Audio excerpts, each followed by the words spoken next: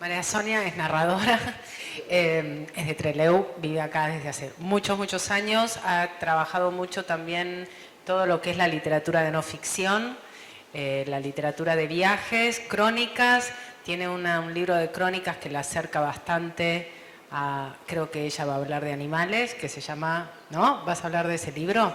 Va a hablar del libro Animales de Eve y ella misma tiene un libro de crónicas que se llama Desubicados, que ronda también en la misma temática. Las últimas novelas son Inclúyanme afuera y Mal de época, ¿verdad? Ambas por Mar Dulce. Bueno, hola. ¿Ese coso lo puedo usar? Ok. Ahora para leer. ¿Qué tal? Bueno, gracias a todos por venir. Gracias por la invitación. A Pía también. Pía ya está en otra. Hola. Gracias. Y a NYU y, bueno, en general a las universidades, a la Universidad Pública Argentina. Voy a leer algo, un poquito, no sé, yo traté de prestar atención al tiempo, con lo cual todo esto que tengo, no se asusten, no lo voy a leer entero. Y en un momento vemos, por ahí veo con vos si se hace un poquito largo, porque como está por entradas, puedo saltearme entradas, varias, ¿no? Entonces esto que voy a leer, no, me parece que al final todo este aparato no. Sí, no. En todo caso te lo pido. Bueno, ok, leo entonces. De la Eve cronista me gustan, en el sentido de me interesan varias cosas. Pero hay una que además me une, nos une, y es esa faceta suya de anotadora serial que aparece en tantas de sus narraciones. Escribo este texto desde ese punto en común entonces, notas que surgen fundamentalmente de la lectura de uno de sus libros de crónicas, Animales, y también voy a hacer algunas referencias a otros relatos de viaje como Visto y Oído, Viajera Crónica, Del cielo a casa. Yo noto que hay en realidad muchos puntos de contacto entre sus cuentos y sus crónicas, no me parece tan radical ese paso, pero bueno, eso es para otra mesa, interesante. Bueno, entonces están organizadas como por unos subtítulos las notas que tomo. El primero es el tono Ward. Lo que define a una escritura está sin dudas en el tono. Hablando de pasajes altisonantes.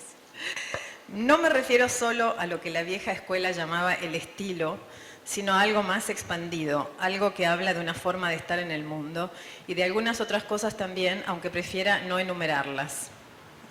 Mi certeza de que la clave de una escritura está en el tono me vuelve, paradójicamente, reacia a definirlo. No defino entonces, pero cito. Anoto pasajes de este libro, Animales, en los que encuentro el tono Ward. Un pasaje al final de Monerías, cito. Yo hago un test con distintas personas y les digo, ¿sabías que los monos que están trabajados por humanos aprenden a hablar? Otro en los naturalistas del siglo XIX.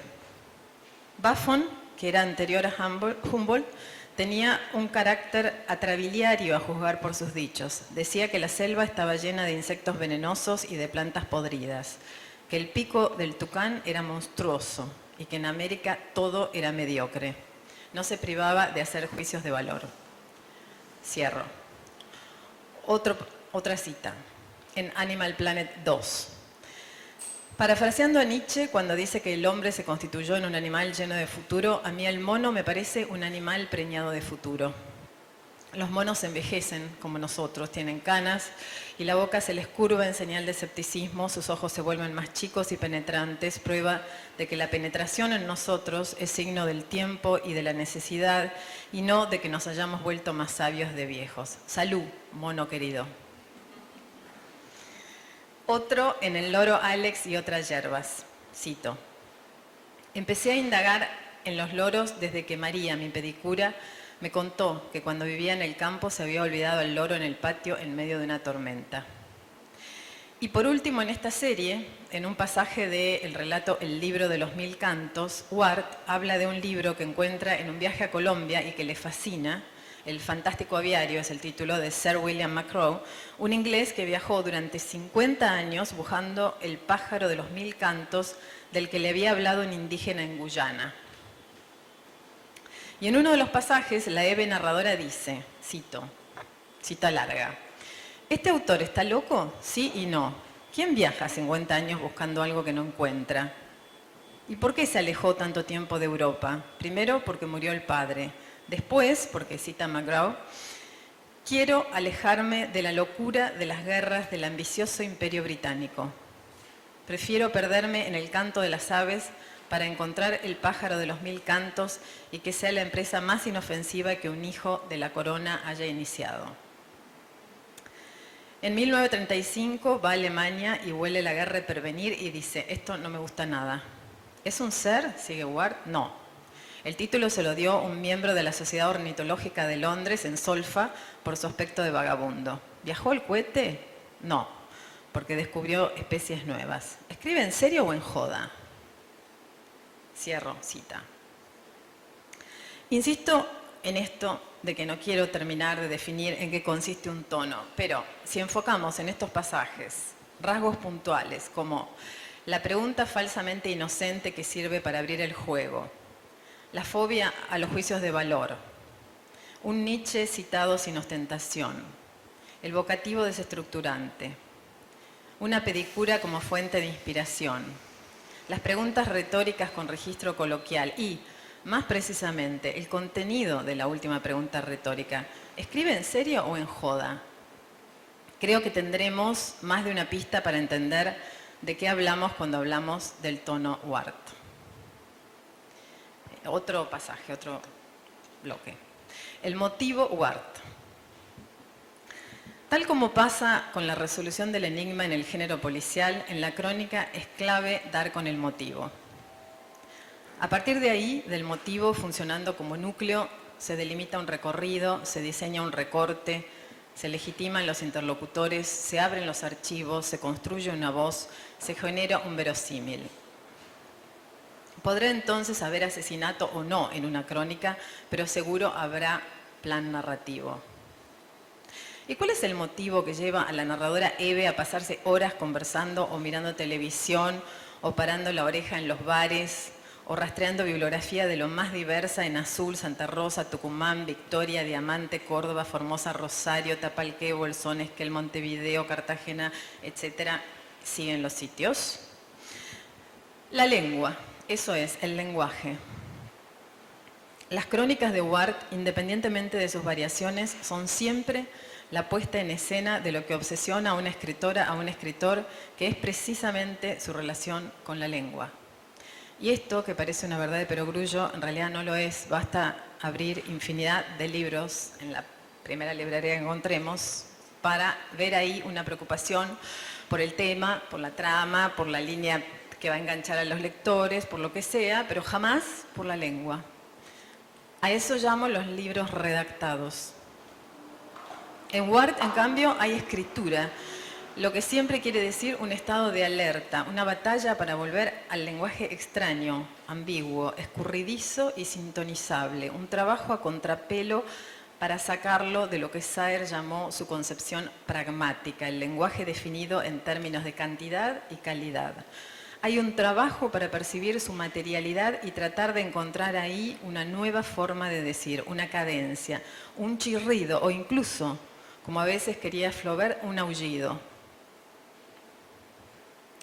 Lo especialmente interesante de las crónicas de Eve Ward es la elocuencia con la que señalan que por ese trabajo con la lengua no hay que entender una entrega a los surtilugios barrocos ni a las inspiraciones épicas de la alta poesía. Acá más bien de lo que se trata es de andar abierta a lo que el azar de la experiencia y el capricho de la lectura, esas dos fuentes inagutables de escritura, pueden deparar. Abierta y con libreta de notas, porque es ahí y nunca en grabaciones que puedan ser funcionales en sede judicial, donde quedan registrados los hallazgos de lengua de Ward, que van desde dichos y refranes hasta grafitis, pasando por topónimos, nombres propios, diminutivos, frases dichas al pasar, carteles, apodos, entonaciones, titulares en diarios, avisos publicitarios, vocativos, chistes, letras de canciones, letras de payadas. Anoto algunos de esos pasajes. Son En el relato La reserva de Orco Molle, mirando el comportamiento de un mono capuchino, Ward deduce de dónde viene el dicho más peligroso que mono con navaja.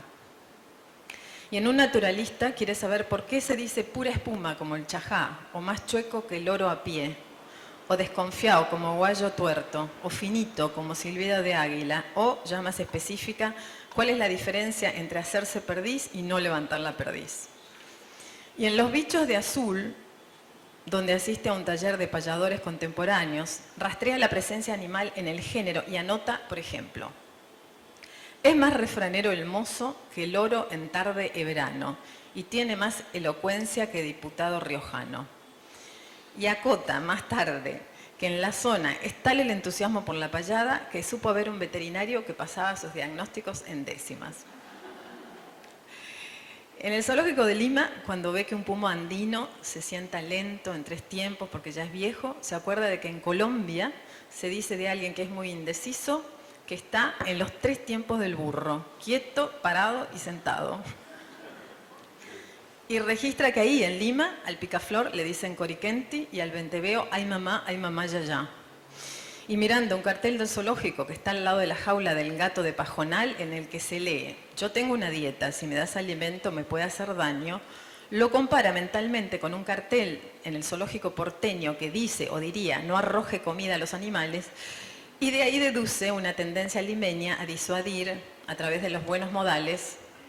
Registra variaciones en el decir que también son puertas de entrada a la beta etnográfica que hay en todo buen cronista.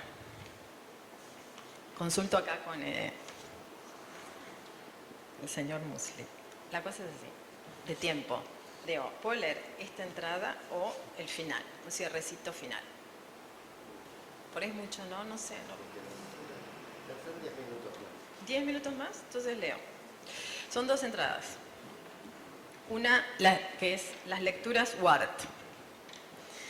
Ese mismo sistema de permeabilidad, es ese mismo que está en la entrada que acá no leo, pero va a estar en el libro, del que vengo hablando, está también el universo de lecturas de esta Ward cronista que también se considera, ante todo, lectora. Bienvenida autoconstrucción en un momento del género, la crónica, que, acicateado por las consignas del nuevo periodismo, suele fomentar más bien la figura del cronista valiente, jugado, bien pensante, ético, original, eficaz, arriesgado, pero pocas veces lector. El sistema propulsor de lecturas infinitas y eclécticas que ponen en marcha las crónicas de Ward, las que se refieren a animales y tantas otras también, la coloca exactamente en las antípodas de esa figura. La ética propuesta acá no cambia por nada el dejarse llevar por la curiosidad lectora y desde ahí, desde esa amalgama que inevitablemente se va armando, ver, contar, deducir, argumentar, pero no para ganar, para exhibir, sino para abrir el juego. Como puede suponerse, esta operación implica una proliferación de lecturas caprichosas, bien disímiles. En animales, por ejemplo, ese listado incluye a Eliano. Su historia de los animales del siglo II aparece definido por Ward como un Animal Planet de su época. A Konrad Lorenz, cito. Nombro a los autores y cito a Ward con sus comentarios porque me parece que lo que hace interesante es que como agarra una pequeña cosita cada vez, es como de todo lo que se podría decir de esos autores, agarran nada más que esa frase dice mucho de la lectura de Ward, ¿no? Entonces, después del nombre autor viene la cita de Ward, así no tengo que hacer este gestito todas las veces. A Konrad Lorenz, su hablaba con las bestias, los peces y los pájaros, no es un título marketinero, es una cita de alguien que atribuía ese poder al rey Salomón. A Juan José Arrola, que ve al avestruz como un bicho mal vestido. A Clemente Onelli, que es lo que decía recién Eduardo, que en su idiosincrasia de los pensionistas del jardín zoológico cuenta cómo mezclaba especies varias en una misma jaula para ver cómo interactuaban. Gesto que Ward asocia con algo que dice Homero en la Ilíada, eso de que revoleaban los cadáveres de los enemigos para denigrarlos y también, yo creo, que para comprobar que estuvieran bien muertos del todo. A Francisco Moreno, que habla de los guanacos y cuenta, cita Ward, que él les silbó Rigoletto, frente a lo cual los animales prestaron gran atención, estiraron los cuellos, hicieron piruetas, pero me parece que preferían a Ida. A Thoreau hizo aseveración en Walden de que si alguien se construyera su casa le vendrían pensamientos poéticos, así como los pájaros cantan mientras construyen su nido. Al Wilde de Buenos Aires desde 70 años atrás, de donde Ward rescata esta cita. En las calles de la ciudad no se ven a la hora de la siesta sino los perros y los médicos. A Hawthorne, de quien rescata esta otra cita, Thoreau es un pesado insoportable. A Félix de Azara, Maureen Collan, Andrea Wolf, Franz de Waal, Roger Foots, Margaret Mead. Los libros citados como forma de abrir el juego, entonces, de sintonizar la voz de otros para ampliar la percepción, para tratar de entender, porque hay en la cronista Ward una conexión muy vital con esos animales de los que habla, y no en el sentido antropocéntrico, el de la vitalidad o ganancia o prestigio que puedan proporcionar estas especies dentro de una lógica acumulativa, sino en un sentido mucho más abierto, filosófica y políticamente abierto. Los animales como aquella forma de lo viviente que nos interroga, nos constituye, nos plantea la urgencia de barajar las antiguas estructuras para intentar dar de nuevo. Y la última entrada se llama La huella Ward. En su afán anotador, Eve registra no solo citas de libros o publicaciones, sino también conversaciones con autores de lo más variados. En Viajera Crónica, por ejemplo, cita pasajes de sus charlas con María Teresa Andrueto, Federico Falco, Osvaldo Aguirre, Martín Prieto, Sonia Scarabelli, Carlos María Domínguez, Raúl Amaral, Elio Vera, Diego Zúñiga, Alejandro Zambra y Alejandra Costamaña, entre otros y otras. Y entre esos otros está Nicolás Gómez, un estudiante de la carrera de Letras de la Universidad de Córdoba, que tiene un texto incluido en una antología llamada Alquímico, quien le regala a Ward un ejemplar con una dedicatoria que ella, antes de transcribir, califica de significativa y que dice más o menos así: Eve, que cientos de arcángeles te lleven entre tus alas para disfrutar de un pájaro en medio de un cielo nocturno y del sonido de lo no dicho. Y yo no sé cómo escribirá Nicolás Gómez, pero ya es bastante auspicioso que, moviéndose en uno de los géneros más incómodos del mundo, la dedicatoria, sea capaz de aludir a esa capacidad de Ward de detenerse en lo que suele pasar inadvertido para todo el mundo, en este caso un pájaro diluido en la oscuridad, y fundamentalmente de hacer referencia a ese sonido de lo no dicho tan característico de la prosa de Ward.